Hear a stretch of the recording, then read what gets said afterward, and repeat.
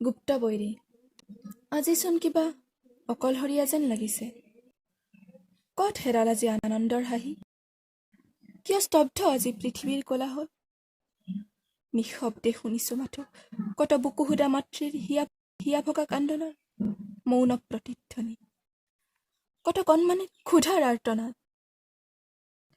কিহে ধান বান কৰিলে কত উচ্চাকাংক্ষীৰ সপোন? কিহে গ্ৰাস কৰিলে কত জগত জোৱান?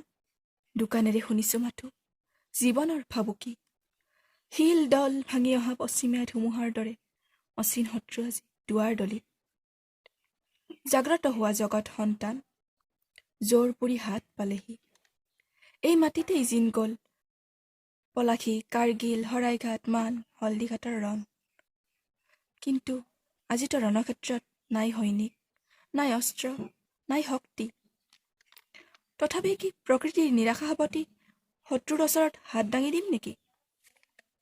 সজাগ হোৱা দেশৰ নাগৰিক, আজি পানীৰ বেজিৰে শিলৰ চলা শিৱাৰ সময়।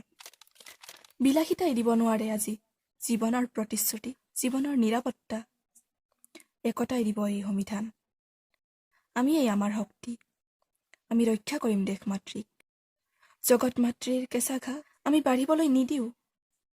আমি দেশৰ সন্তান।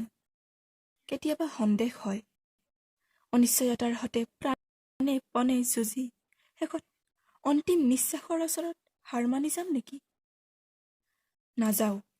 সেই গুপ্ত শত্ৰুক আমি কৰিম ধূলিহাত, সৃষ্টি কৰিম নতুন জগত।